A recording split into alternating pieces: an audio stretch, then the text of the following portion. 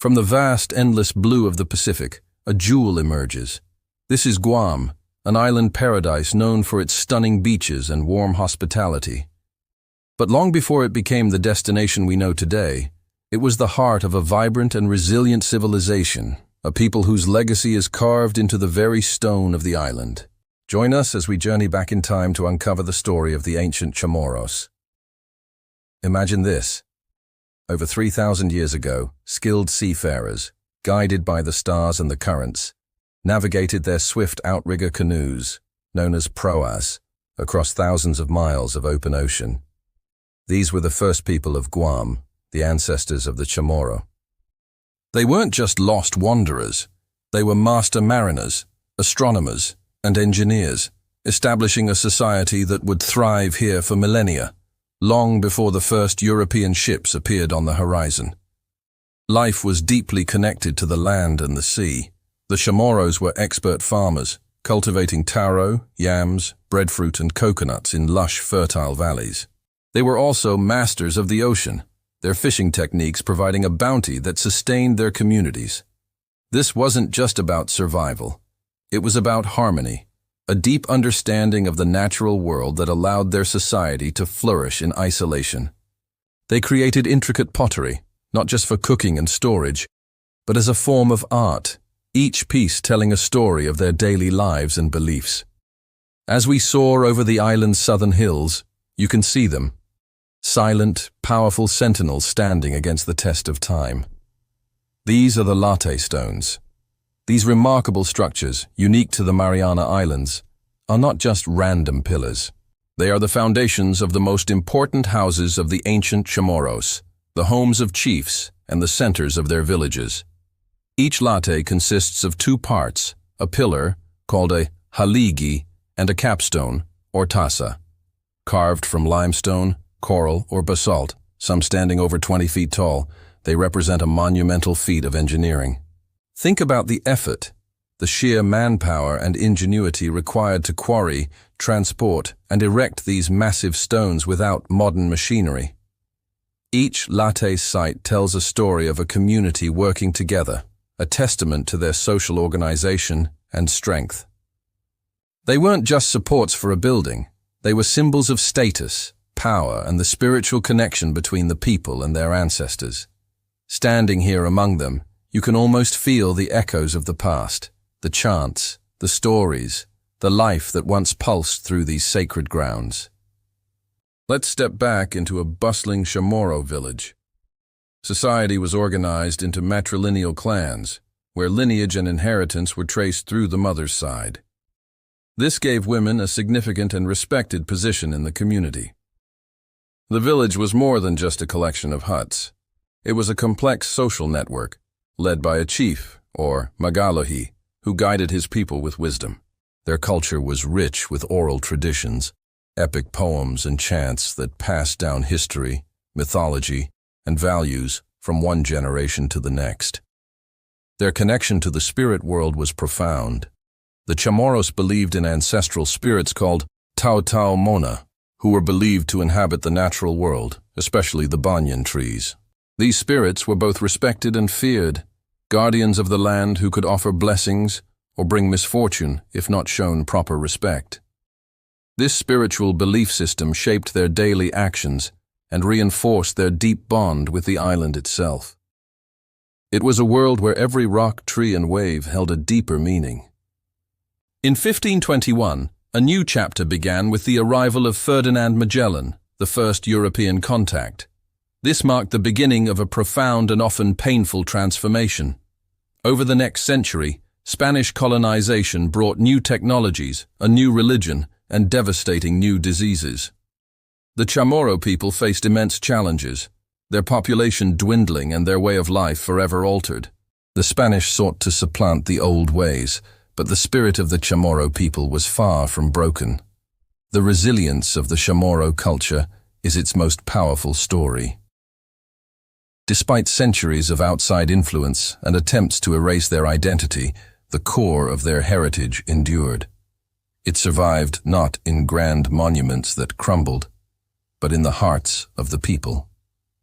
It lived on in the language, in the revived traditions of seafaring, in the recipes passed down through families, and in the deep, unwavering respect for their elders and their ancestors. The traditions didn't vanish. They adapted, blending with new influences to create the unique and vibrant Chamorro culture we see today. Look around modern Guam. You see the legacy everywhere. The 𝐴𝐻𝐻𝐼𝐻, the central Chamorro value of interdependence and cooperation, still guides community life. You can hear the Chamorro language spoken with pride. You can taste the history in their incredible cuisine, a fusion of ancient ingredients and Spanish, Filipino, and American influences. Traditional dance and chants are being revitalized by a new generation, eager to connect with their roots and share their story with the world. The Latte Stones may now be silent ruins, but they are not relics of a lost world. They are reminders of a foundation that was built to last. They represent the strength, ingenuity, and spirit of the first people of Guam. They are a promise from the past to the future, a symbol that this culture, this identity, is as enduring as the stones themselves. The story of the Chamorro people is a powerful testament to human resilience, a civilization that time could never, and will never, erase. Thank you so much for joining us on this incredible journey through the ancient history of Guam. If you were inspired by the strength and beauty of the Chamorro culture, please give this video a thumbs up and subscribe to our channel for more stories from around the world. We'd love to hear your thoughts in the comments below. Until next time, keep exploring. Mabuhay and welcome back to our journey through the history of Guam. In our last episode, we explored the vibrant, ancient world of the Chamorro people. Their incredible latte stones, their masterful seafaring skills, and their deep connection to the land and ocean. But the tides of history were about to change dramatically. Today, in Part 2, we delve into a pivotal and transformative era, the arrival of the Spanish and the dawn of colonization. Imagine the scene. It's the 16th century. The vast Pacific, once the exclusive domain of indigenous navigators, is now being crossed by new, imposing vessels. Spanish galleons, great wooden behemoths powered by wind and ambition, slice through the waves. For the Chamorro people, who had lived in relative isolation for millennia, the sight of these ships on the horizon must have been both awe-inspiring and deeply unsettling. What did they think? Who were these strangers? The world as they knew it was on the verge of a monumental shift. These weren't just random voyages. Spain was building a global empire, and Guam found itself strategically positioned right in the middle of one of the most important trade routes in history, the Manila-Acapulco galleon trade. For over 250 years, these ships sailed between the Philippines and Mexico, carrying silver, spices, silks, and ideas. Guam became a crucial stopover, a vital replenishment station for water and supplies on the grueling trans-Pacific journey. This tiny island was now a small but essential cog in the massive machine of global commerce and empire. The initial encounters between the Spanish and the Chamorro were a mix of curiosity, trade, and misunderstanding. But it wasn't long before Spain's intentions became clear. They weren't just passing through. They came to claim, to convert, and to control. In 1668, a Jesuit mission led by Padre Diego Luis de San Vitores arrived with the explicit goal of introducing Christianity to the islands, which they renamed the Mariana Islands in honor of the Spanish Queen Mariana of Austria.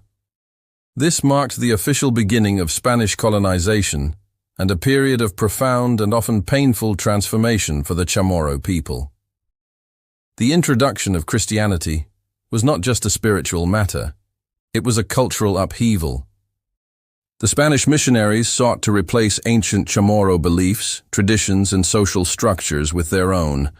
They condemned ancestral worship and the revered spiritual specialists known as mahiwagang. They introduced new concepts of marriage, modesty, and sin. While some Chamorro embraced the new faith, many saw it as a direct assault on their identity, their ancestors, and their way of life. This ideological clash ignited the embers of resistance, and resist they did. For more than 2 decades, the Spanish-Chamorro Wars raged across the island. This wasn't a one-sided conflict.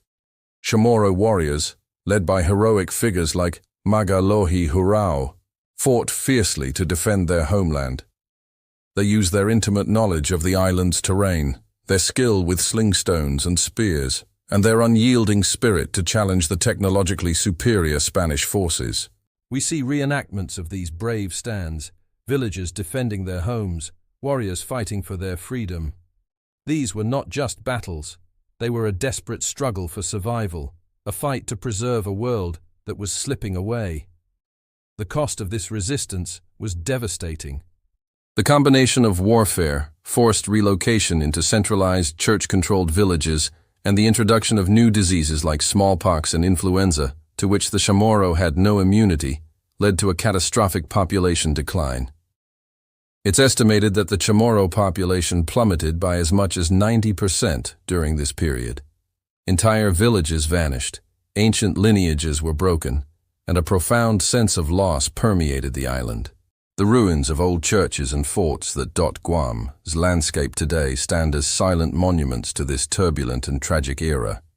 They are scars on the land, reminders of the conflict and sacrifice that defined these years. Yet even in the face of such overwhelming pressure, the Chamorro spirit did not break. Instead, it adapted.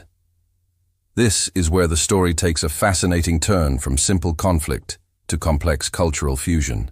The Chamorro people began to selectively adopt and integrate elements of Spanish culture into their own, creating something new and uniquely Guamanian.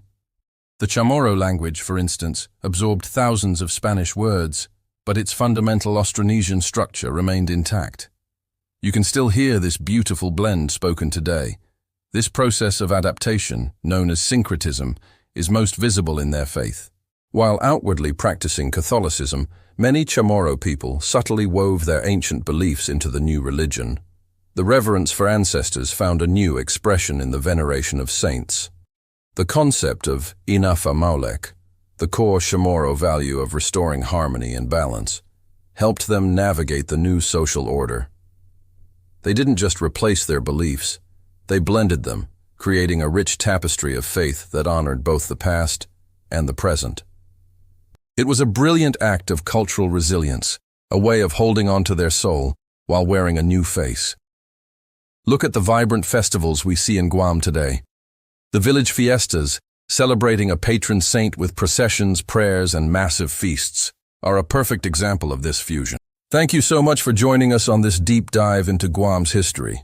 If this story moved you, please give this video a like, and don't forget to subscribe and hit that notification bell so you won't miss our next episode. We'd love to hear your thoughts in the comments below. Until next time, take care and see you 𝐂𝐲𝐳𝐿.